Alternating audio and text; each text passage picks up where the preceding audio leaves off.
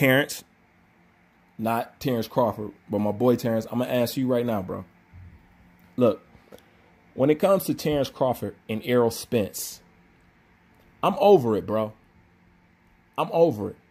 I can look at Errol Spence and tell where he's at. I don't need to see Terence Crawford fight Errol Spence to know that Terence Crawford is better. Also, at the same time, by beating Errol Spence, that will also not tell me if Terence Crawford is the best. Meaning Errol Spence is not a big enough test for Terence Bud Crawford.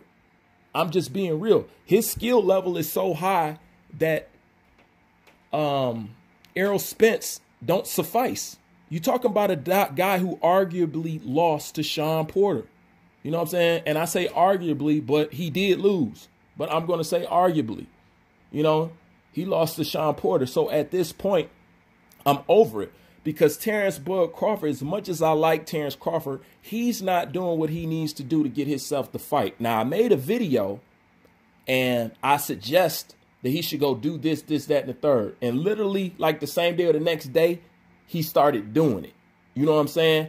And if you notice when he started doing something, when he started snapping on Errol, it started to get somewhere. Everybody started talking about it. And then what did Terence Crawford do?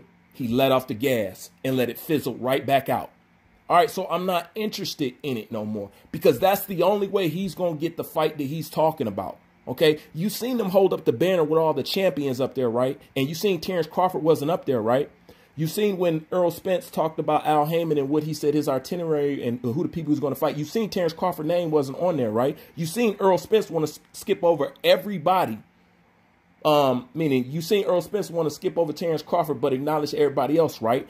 All the signs is, you know what I'm saying? All the signs is written on the wall. He don't want to fight this guy. And Terence Crawford needs to do a smear campaign to actually get this guy to fight him on time. But it's difficult to do that, and it's difficult it's difficult to go at a guy who just peeled themselves up off the concrete, you know what I'm saying, through a car crash.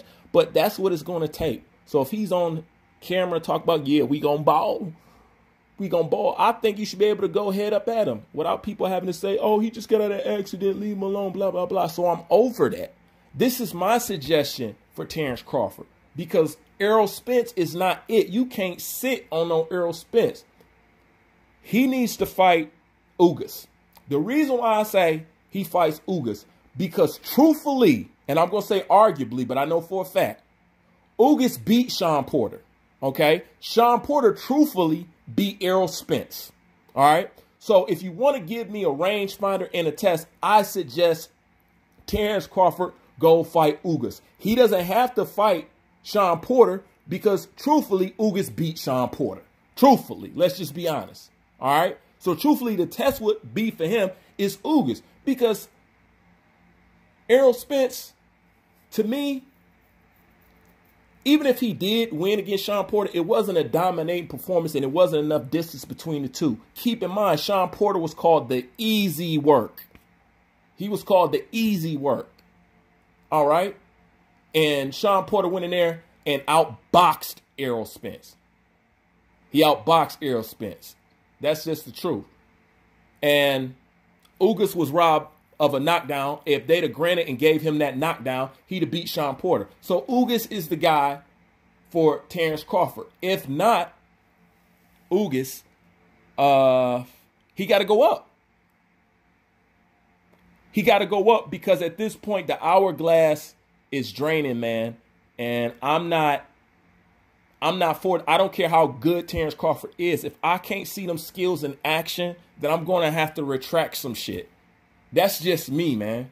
You know what I'm saying? So I think Ugas is a good fight for him. If not, Kell Brook, Sean Porter. The point is you got to do something. You have to think beyond Errol Spence because Errol Spence is not the marker and the tester of your talent. He's really not. You know what I'm saying? It's not a 50-50 fight. All right, I want to see Terence Crawford against somebody where I think it's 50-50. You know, the only way I think I'm going to see that is if he goes up. But waiting around on Errol Spence is not going to do it, bro. That is not going to do it. Because look at this. This is the power of the mouthpiece. Look at where Teofimo Lopez got. That's through his work and his mouthpiece. Look at what's that idiot name in the UFC? Y'all know I'm talking about. Glasses, be wearing the Make America Great Again hat. Kobe Covington. His whole position was based off him talking shit. And you can tell his shit was rehearsed. You know what I'm saying? The power of talking shit and promoting the fight and getting people interested in the fight, that's part of the boxing game, man. Boxers need to learn that skill because sometimes that's the only way you're going to get the fights you need. You know what I'm saying? That's it. All right.